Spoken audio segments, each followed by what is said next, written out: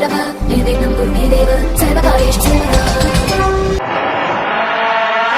रात होती है तो हम एक दिया जला देते हैं और उसकी रोशनी में खुद को महफूज समझते हैं, मगर उस रोशनी के परे जो अंधेरा है वो अपने अंदर बहुत सारी कहानियां समेटे हुए है और इन्हीं कहानियों को आपको लेकर आता है रात के अंधेरे में।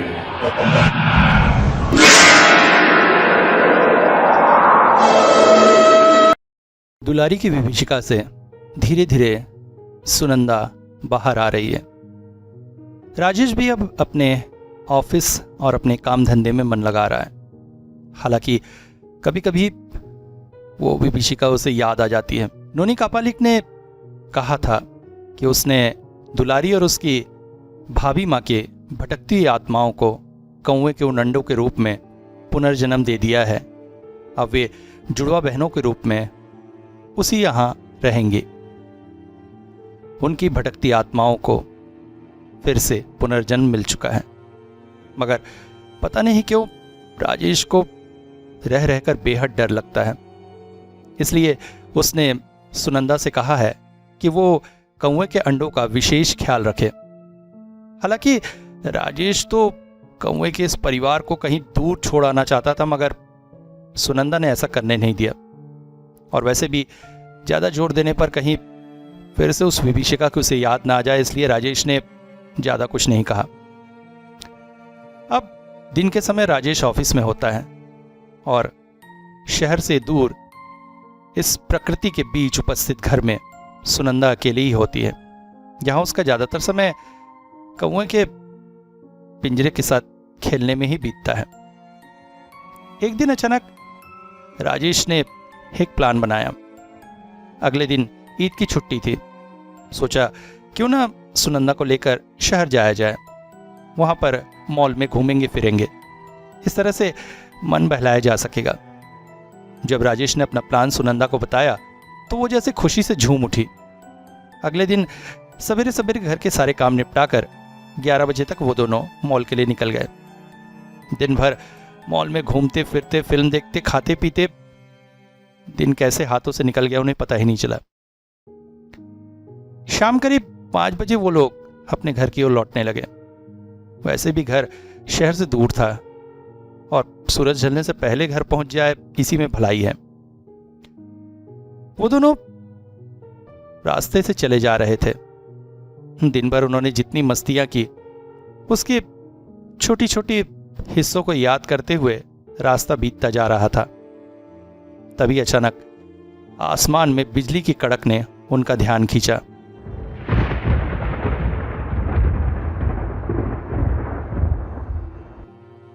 देखा तो काले बादल घिर आए थे, बिजलियां कड़क रही थी और बस बारिश आने ही वाली थी। और इससे पहले कि वो जल्दी से घर तक पहुंचे हल्की बारिश भी शुरू हो गई। मगर तभी चौंक कर राजेश ने सुनंदा से कहा, सुनंदा अब तुम्हें कुछ अजीब नहीं लग रहा है? देखो उस तरफ, शहर की तरफ, उधर तो आसमान साफ सा दिखाई दे रहा है। ऐसा लग रहा है जैसे ये बारिश सिर्फ हमारे ऊपर ही हो रही है। तुमको मैं ऐसी ऐसी थोड़ी डरपोक कहती हूँ। दुनिया के सबसे बड़ा डरपोक अगर कोई है ना तो मेरा पति है। अरे भाई तुमने सुना नहीं है, कभी कभी बेमौसम खंड वृष्टि होती है। ये उसी खंड वृष्टि का रूप है जो यहाँ पर हो रही है, शहर के उधर नहीं हो रही। इसमें इतना डरने वाली क्या बात है? मगर राजेश सोचो तो, आज लगता है नेचर भी हमारे साथ है। देखो ना, दिन भर हमने कितनी मस्ती की, अब वापस लौटते लौटते ये सुनसान सी जगह, ये सुहाना मौसम, तुम, मैं और आसमान से जैसे जैसे फूलों की बारिश हो रही है। तुम्हें नहीं लगता है कितना रोमांटिक सा वातावरण बन गया है? ओह आई लव दिस। चलो ना कुछ रोमांस की बातें करते हैं। पागल हो गई हो क्या? हाँ, सिर पर इस तरह से बारिश गिर रही है, अभी घर इतनी दूर है, जल्दी से कहीं पर कोई आशियाना खोजो, नहीं तो ये बारिश में भीगकर बीमार पड़ जाएंगे। ओह तुम बहुत ही अनरोमांटिक हो यार। सुनंदा झल्ला सी उठी, मगर राजेश ने उसकी बातों का कोई ध्यान नहीं दिया और रास्ते से मैदान की तरफ उतरते हुए एक पेड़ की ओर भागा। अच्छा राजेश रुको, मैं भी आ रही हूँ। ओफो, इस डरपोक इंसान का मैं क्या करूं? कहते कहते सुनंदा भी उसके पीछे पीछे दौड़ी और एक बड़े से बट के पेड़ के नीचे दोनों ने पनाह ली। आसमान में बिजलियां एक तरफ से दूसरी तरफ कौंध रही थी और बारिश गिरते जा रही थी। दोनों पेड़ के नीचे खड़े हुए थे। बिजलियों की कड़क से थोड़ी थोड़ी देर के लिए आंखें जैसे चौंधिया जाती थी। बारिश की वजह से दूर तक अब दिख नहीं रहा था, धुंधलका छा गया था। तभी अचानक सुनंदा चीख उठी, राजेश देखो तो, देखो उस ताड़ के पेड़ को देखो, उसमें आग लगी है। मुझे लगता है वहीं बिजली गिरी है। कुछ पल पहले ही तेज चमक ने दोनों की आंखें चौंधिया दी थी और अब समझ में आ रहा था कि वो बिजली उनसे कुछ ही दूरी पर एक ताड़ के बड़े से पेड़ पर गिरी थी जिसके ऊपरी सिरे पर आग लग चुकी थी। हाँ, तुम सही कह रही हो, राजेश ने कहा। और तभी सुनंदा जैसे चीख पड़ी, राजेश, मुझे लगता है उस पेड़ के नीचे कोई बैठा है। हाँ, कहाँ? अरे हाँ, ठीक कह रही हो सुनंदा। ओह शिट, लगता है बिजली गिरने से वो मर चुका है, क्योंकि जिस जगह पे बिजली गिरती है उसके आसपास तो सब कुछ तबाह बर्बाद हो जाता है। ओह माय गॉड, कितना कितना दर्दनाक दृश्य है। बेचारा वो इंसान वहां बारिश से बचने गया होगा और हो राजेश, चलो ना थोड़ा पास जाकर देखते हैं। सुनंदा, पागल हो गई हो क्या? अरे क्या पता वो आदमी पूरी तरह से मरा ना हो, हमारी हेल्प से अगर बच जाए। तुम्हारा ना दिमाग खराब हो चुका है। एक तो ऐसी कड़कती बिजलियां और ऊपर से उस ताड़ के पेड़ में लगी आग। वहां नीचे जाओ और वो पेड़ धड़धड़ा कर तुम्हारे ऊपर आ गिरे और हम दोनों वहां जलकर मर जाए, यही चाहती हो तुम? मगर उसकी हेल्प। सुनंदा, एक बात अच्छे से सुन लो, इधर उधर नहीं हिलना है, चुपचाप यहां खड़े रहना है और सीधा घर जाना है। मेरा ये ऑर्डर है। एक बार सोच कर देखो, अगर हमारी जगह वो यहां होता और हम वहां खड़े होते तो अभी हम उसकी हालत में पड़े हुए होते, तो क्या वो हमारी मदद नहीं करता? मुझे नहीं मालूम वो करता या नहीं करता, मगर तुम नहीं जाओगी। ठीक है, तुम डरो, मैं नहीं डरने वाली, मैं जा रही हूं, कहकर सुनंदा उस पेड़ की तरफ चल पड़ी और राजेश भी उसके पीछे पीछे दौड़ता चला जा रहा था। अरे सुनंदा, सुनो तो, अरे क्या क्या क्या तमाशा है? सुनंदा, मैं भी आ रहा हूं। अच्छा, अरे सुनो, ओ भाई, ओहो। लगभग दौड़ता सा उसके पीछे पीछे राजेश उस जगह तक पहुंचा, मगर उस पेड़ से कुछ दूरी पर पहुंचकर ही अचानक सुनंदा ठिठक सी गई। राजेश भी उसके पीछे पहुंच गया। उसने देखा पेड़ के नीचे लाल रंग का झबेला पहने हुए एक व्यक्ति बैठा हुआ था। देखने में किसी साधु जैसा महसूस हो रहा था। पेड़ के ऊपर लगी हुई आंख की हल्की रोशनी में यह दृश्य उनके आंखों के सामने था। लग रहा है कोई साधु सन्यासी बैठे हैं। अचानक सुनंदा कुछ और आगे बढ़ गई। राजेश पीछे से बोल उठा, सुनंदा सुनो, आगे मत जाओ, मुझे लगता है आगे जाना ठीक नहीं होगा। मगर सुनंदा ने जैसे राजेश की कोई भी बात नहीं सुनी। कुछ आगे बढ़कर वो बिल्कुल स्थिर सी किसी गुड़िया की तरह जम सी गई और एक टक उस लाल कपड़ा पहने हुए व्यक्ति की ओर देखती रही। राजेश का दिल बिल्लियों उछल रहा था। डर के मारे उसकी हालत खराब थी। तभी अचानक ताल के उस पेड़ के नीचे से एक गंभीर आवाज आई, और पास आ, मैंने ही तो तुझे बुलाया है। सुनंदा और आगे बढ़ने लगी। कौन है आप? कौन है आप? कौन हूं मैं? सब जान जाएगा, सब जान जाएगा, मगर उससे पहले सुनंदा को मैं ले जाऊंगा। मुझे उसकी जरूरत है। ये आप क्या कह रहे हैं? सुनंदा मेरी पत्नी है, उससे आपको क्या काम? सुनंदा वापस आ जाओ, चलो हम घर चलते हैं। चले जाओगे? जाने दूंगा तब ना। वैसे तू जा सकता है। सुनंदा यहीं रहेगी। मुझे उसकी जरूरत है, इसीलिए तो मैं उसे लेने आया हूँ। वो अगर मेरे साथ नहीं आई तो मेरी साधना अधूरी रह जाएगी। ये आप क्या कर रहे हैं? आप उसे ले जाएंगे? मैं उसे ले जाने दूंगा तब ना। देखिए, ज्यादा होशियारी मत दिखाइए। साधु सन्यासी है करके मैं आपका मान कर रहा हूँ। अभी इधर उधर से लोग बुला लूंगा तो फिर आपकी क्या हालत होगी सोच लीजिए। कोई तेरी बात नहीं सुन पाएगा। अभी मेरे सामने तू एक असहाय तुच्छ इंसान है। अब की बार राजेश ने सुनंदा के कंधे को पकड़कर जोर जोर से हिलाया। सुनंदा, मेरी बात सुनो। अभी यहाँ से चलो। सुनंदा, तुम्हें क्या हो गया? सुनंदा की आंखें अभी उस व्यक्ति की तरफ है। वो जैसे पत्थर की मूर्ति सी बन गई है। उसे जैसे कोई भी चेतना न रही। और तभी वो व्यक्ति बोल पड़ा, दुलारी।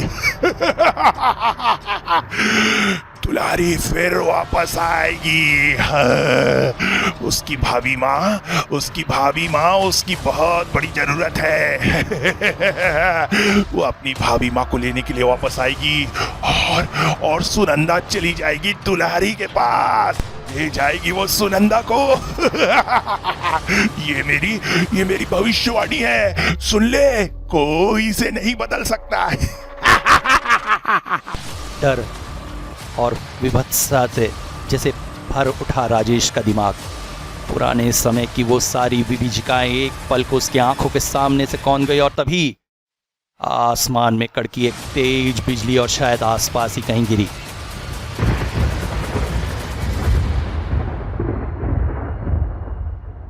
और उसकी तेज रोशनी में राजेश ने देखा पेड़ के नीचे बैठा हुआ है एक तांत्रिक, लाल कपड़ा पहने, मगर उसके गले में उसका सर नहीं है। सर्वहीन वो शरीर जमीन पर बैठा हुआ है और पद्मासन अवस्था में रखी हुई उसके पैरों के मध्य की गोद में रखा हुआ है उसका वो सर। और वो कटा हुआ सर ही इस वक्त उनसे बात कर रहा है। अब वो कटा हुआ सर विभत्स रूप से हंस रहा था।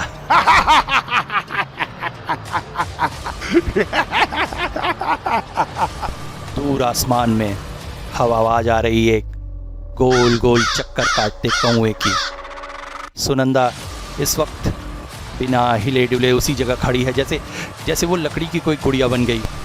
अब राजेश ने देखा वो शरीर अपने हाथों में अपना कटा हुआ सर पकड़े धीरे धीरे अपने पैरों में खड़ा हुआ और फिर अपना सर अपनी गर्दन पे रख लिया। और इसके साथ ही वो सर गर्दन से ऐसे जुड़ गया जैसे कभी उससे अलग ही ना हुआ था। अब वो व्यक्ति धीरे धीरे सुनंदा की ओर बढ़ा और फिर अपना हाथ बढ़ाकर छुआ सुनंदा का शरीर, मगर इसके साथ ही एक तेज झटका खाकर वो पीछे हट। राजेश ने देखा अब तक जिस चेहरे पर क्रूर हंसी थी, अब दर्द के निशान स्पष्ट दिखाई दे रहे थे। कुछ देर तक छटपटाता रहा वो। उसके बाद बोला, अच्छा, उस नोनी कापालिक ने तेरे शरीर को मंत्र बाधित कर दिया है। मैं उस नोनी कापालिक के सारे तंत्र मंत्र का तोड़ जानता हूँ। छुड़ा लूंगा तुझे उसके तंत्र मंत्र से और फिर सौंप दूंगा तुझे दुलारी को। हाँ, दुलारी की जरूरत है मुझे जरूरत है दुलारी की। मौत की अंधेरी वादियों में अभी भी वो भटक रही है, उसकी मुक्ति नहीं हुई है और मैं उसका पुनर्जन्म नहीं होने दूंगा। दुलारी को फिर से जगाऊंगा मैं और बनाऊंगा उसे अंधकार की रानी। तारकनाथ तांत्रिक नाम है मेरा, तारकनाथ तांत्रिक। और तारकनाथ तांत्रिक जो चाहता है वो करके रहता है। तभी अचानक जलते हुए पेड़ की शाखाएं धड़धड़ाकर उसके ऊपर आ गिरी और अगले ही पल उसका पूरा शरीर धू धू करके जल उठा, मगर तांत्रिक के शरीर में अब दर्द के कोई निशान नहीं थे। अभी तो वो हंस रहा था और धीरे धीरे उसके शरीर से मांस गलगल कर गिर रहा था। कोई नहीं मार सकता मुझे। और अब उसके शरीर की जगह खड़ा था एक इंसानी कंका। ये आग मेरा कुछ नहीं कर सकती। इस भयानक दृश्य को देखकर अचानक ही राजेश का सिर घूमने लगा और धीरे धीरे वो बेहोश होकर जमीन पर गिर पड़ा। जब आंख खुली तो राजेश ने खुद को अपने घर के बिस्तर पर पाया। सर के पास ही सुनंदा बैठी थी। वो हड़बड़ा कर उठ गया। आसपास नजरें घुमाकर देखा तो रात अभी खत्म नहीं हुई थी। सुनंदा, सुनंदा, तुम ठीक हो? और मैं यहाँ कैसे आया? और वो तांत्रिक? तुमको मैंने जितना डरपोक समझा था, तुम मुझसे कई गुना ज्यादा डरपोक हो। मैं डरपोक हूँ। तुम नहीं जानती वो क्या करने जा रहा था। वो तुम्हें अपने साथ ले जाना चाहता था। वो तो अच्छा हुआ नोनी कापालिक ने तुम्हारे शरीर बंधन कर रखा था करके वो कुछ नहीं कर सका। नहीं तो ये सब तुम क्या उल्टी पुल्टी बातें कर रहे हो। अब देखो जरा, ओहो, तुम तो बुखार में जल रहे हो और उसी के चलते उल्टा पुल्टा बक रहे हो। क्या हुआ था सुनो। उस दिन मेरी बात मानकर तुम जब मेरे पीछे आ रहे थे तो बारिश में भीगने की वजह से तुम्हें बुखार आ गया और बिजली की तेज कड़क से जब तुम डरकर बेहोश हो गए थे तब वो साधु बाबा ही तो तुम्हें घर तक छोड़ गए। क्या वो साधु बाबा मुझे घर तक छोड़? हाँ, वही तो आए थे तुम्हें घर तक छोड़ने। नहीं, ये क्या कह रहे हो तुम? हाँ, मैं सच कह रही हूँ। मेरी बात पर तुम्हें विश्वास नहीं? विश्वास है, मगर मैंने जो देखा वो तांत्रिक तुम्हें ले जाना चाह रहा था और तुम्हें तुलारी को सौंप देना चाहता था। अब तुलारी फिर लौट आएगी, जानती हो। वो तांत्रिक अंधेरे की वादियों से तुलारी को वापस ले आएगा। तुलारी वापस आ जाएगी सुनंदा, तुलारी वापस आ जाएगी। वो सब तुम बुखार की वजह से उल्टे पुल्टे सपने देख रहे हैं। और दुलारी वापस कैसे आएगी? नोनी कापालिक ने तो उसे पुनर्जन्म करा दिया है। तुम्ही ने तो कहा था कि हमारे यहाँ जो वो कौवा है उसके जो 2 अंडे हैं वो दुलारी और उसकी भाभी का पुनर्जन्म है। अच्छा रुको, मैं तुम्हें वो कौवे का पिंजरा लाकर दिखाती हूँ, तब तो तुम्हारा विश्वास होगा। कहकर सुनंदा पास के कमरे में चली गई। बिस्तर पर लेटे लेटे राजेश सोच रहा था, क्या ये भी सपना हो सकता है? इतना जीवन सपना। अभी भी तांत्रिक के शरीर से गलकर गिरते हुए मांस का वो दृश्य और जले हुए मांस की बदबू जैसे उसके दिमाग में भरी हुई। ये सब क्या सपना था? मगर ये सपना कैसे हो सकता है? अभी वो ये बातें सोच ही रहा था कि अचानक पास के कमरे से सुनंदा के चीखने की आवाज आई। हे भगवान, ये क्या हो गया? राजेश, एक बार उठकर इस कमरे तक आ सकोगे? हाँ देखो तो, हाय भगवान। चौंक कर राजेश किसी तरह से उस कमरे में पहुंचा और उसने देखा कौवे का वो पिंजरा खाली था और जमीन में एक अंडा फूट कर पड़ा हुआ था और उससे निकलती बदबू पूरे वातावरण में छाई हुई। ये क्या हो गया? सुनंदा, वो तांत्रिक, वो तारकनाथ तांत्रिक, वही है इसके पीछे। वो अंडा और कौवा ले गया है और मुझे लगता है कि ये फूटा हुआ अंडा दुलारी की भाभी का रूप है। वो तांत्रिक कुछ बुरा करने वाला है, हमारे खिलाफ कुछ भयंकर करने वाला है। वो दुलारी को फिर से जगाने वाला है और दुलारी जागते ही साथ अपनी भाभी माँ को खोजेगी और अपनी भाभी माँ को ना पाकर वो तुम्हारे पीछे फिर लगेगी। हम पर बहुत मुसीबत आने वाली है, हम पर बहुत मुसीबत आने वाली है। सुनंदा, क्या कह रहे हो तुम? क्या कह रहे हो?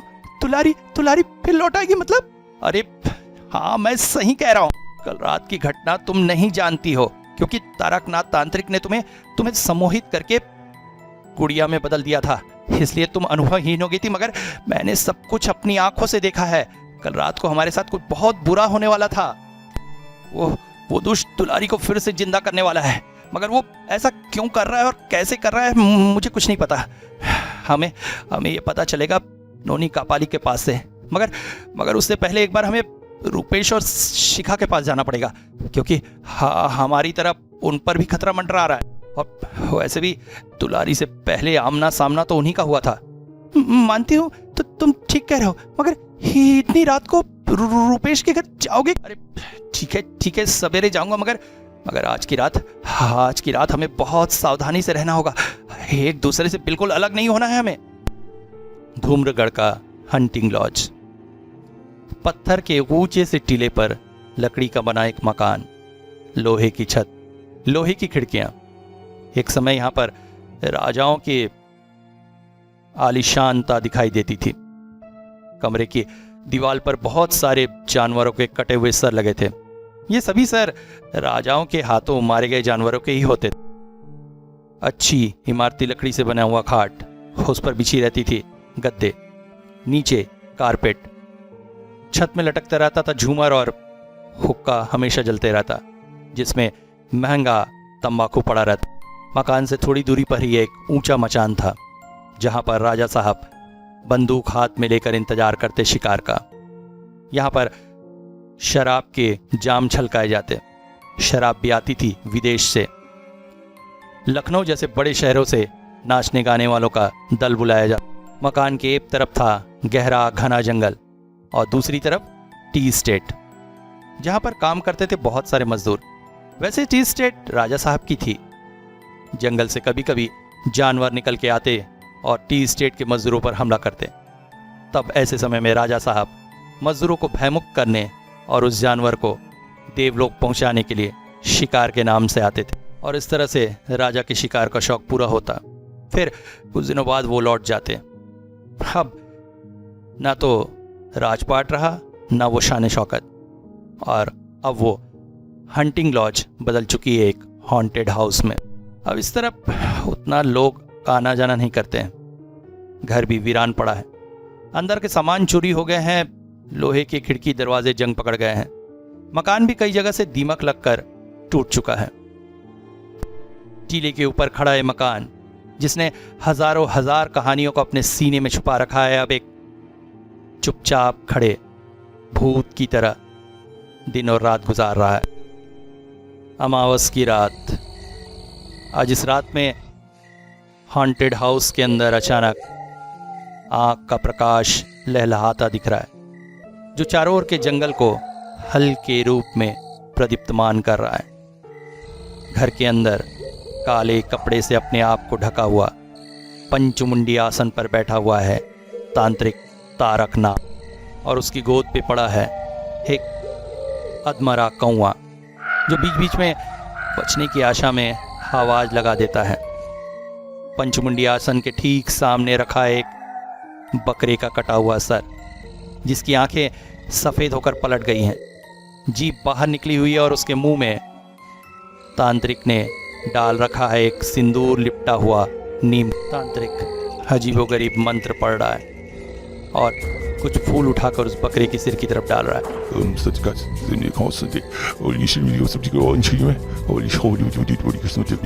पंचमुंडी आसन की दाहिनी तरफ यज्ञ कुंड में अग्नि जल रही है, और ये अग्नि ही पूरे घर को प्रकाशमान किए हुए है।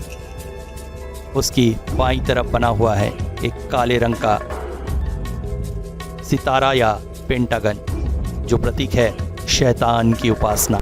सितारे के ठीक बीचों बीच रखा हुआ है एक छोटा सा अंडा, और उसके पास ही है एक बर्तन में शराब और खून मिला हुआ पेय। तारकनाथ मंत्र पढ़ रहा है और हाथों से उस अंडे के ऊपर छिड़क रहा है सिंदूर, चिताभस्म, पक्षियों के मृत शरीर के टुकड़े।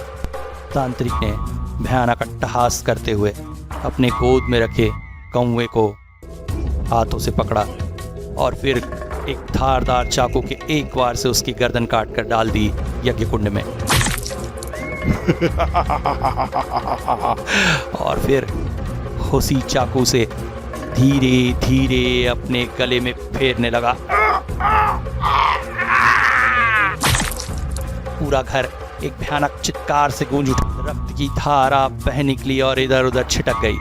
धीरे धीरे उसके शरीर से बहते रक्त को उसने अपने हाथों में लिया और फिर उसे छिड़क दिया उस अंडे के ऊपर, और फिर पंचमुंडी आसन के 5 मुंडियों के ऊपर। इस पूजन पद्धति को देखने से समझ में आ रहा है कि तांत्रिक शैतान की उपासना कर रहा है। रक्त से शैतान को संतुष्ट करना चाह रहा है, मगर किस लिए? प्रक्रिया पूर्ण करने के पश्चात अंडे को पंचकोण से उठाकर जैसे ही अग्निकुंड में डाला, भयंकर हंसी से गूंज उठा पूरा घर। ये हंसी पृथ्वी लोक की नहीं है, अभी तो मौत के गहरे अंधकार में समाई हुई कोई आत्मा जैसे जाग उठी है, ऐसी हंसी है ये, ऐसा उल्लास, ऐसा उत्साह सुनकर किसी भी इंसान की चलती धड़कन जैसे रुक जाए।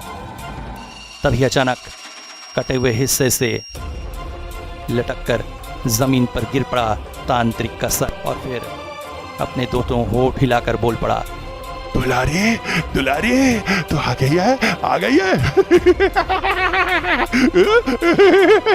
हाँ मैं दुलारी, दुलारी फिर वापस आ गई हूँ, फिर वापस आ गई हूँ।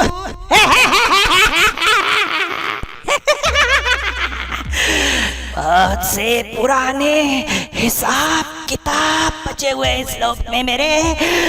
बदला चाहिए मुझे, बदला चाहिए। कोई नहीं बचेगा इस बार, कोई नहीं बचेगा, सब मरेंगे।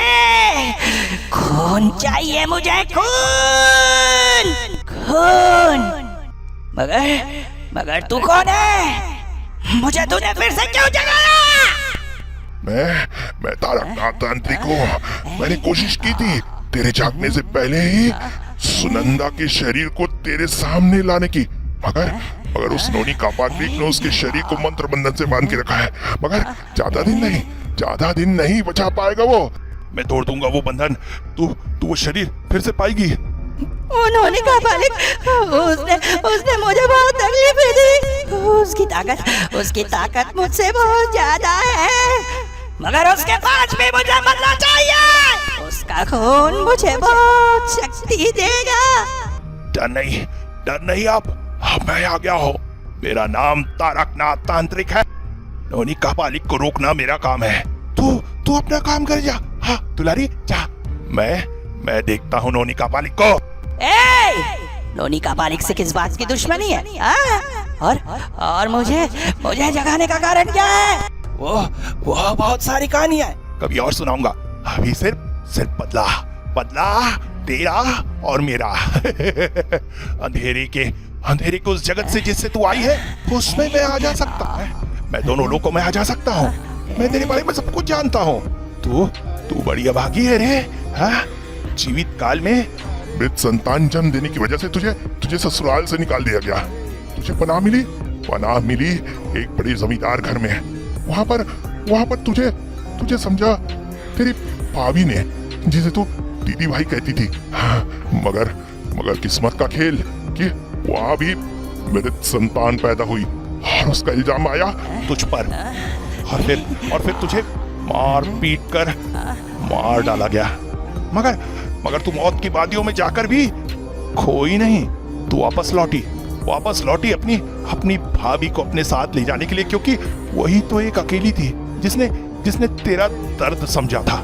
मगर उस वक्त तू उस तक नहीं पहुंच पाई, क्योंकि भाभी तीर्थ यात्रा में गई थी। वहां के पवित्र वातावरण में तू न जा सकी। मगर उसके बाद तू अपनी भाभी को हर जगह ढूंढने लगी। तू भ्रूण की गंध पाती है और किसी भी गर्भवती स्त्री के पास तू पहुंच जाती है। इसके बाद तू रुपेश की पत्नी शिखा के शरीर में प्रविष्ट होकर अपने साथ ले जाना चाह रही थी, मगर वो हो ना सका उसके मामा की वजह से। वो एक सिद्ध तांत्रिक। उसके बाद तू उस तांत्रिक का खून करके उसके बाद सुनंदा को अपने साथ ले जाना चाह रही थी। किसी समय तेरी वो भाभी माँ भी मर गई थी, मगर तुझे रोका नोनी कापालिक, और वो नोनी कापालिक तुझे फिर से पुनर्जन्म देकर शांत करना चाहता था।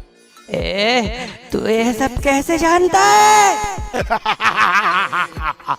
क्योंकि मैं भी एक अतृप्त आत्मा हूँ।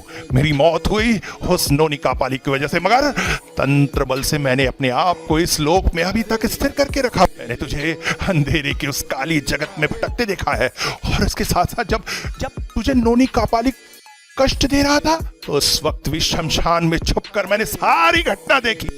मगर मैं उस वक्त कुछ नहीं कर सका, क्योंकि समय मेरे अनुकूल नहीं था। हाँ, मुझे तो तू वापस ले आया, मगर मेरी भाभी कहाँ गई? उसे क्यों वापस नहीं लाया तू? मुझे माफ कर दे दुलारी। जल्दीबाजी में कौए के साथ साथ अंडे निकालते समय उनमें से एक अंडा गिरकर जमीन पर फट गया और उसी अंडे में थी तेरी भाभी की आत्मा। इसलिए उसे वापस नहीं ला सका। मगर उसकी आत्मा इस वक्त अंधकार के उस जगत में सुप्त अवस्था, उसे खोज पाना बहुत मुश्किल है। क्या मेरी भाभी नहीं है? मुझे माफ कर दे दुलारी, मुझे माफ कर दे। तो फिर मैं यहाँ क्या करूँगी? मुझे क्यों जगाया तूने?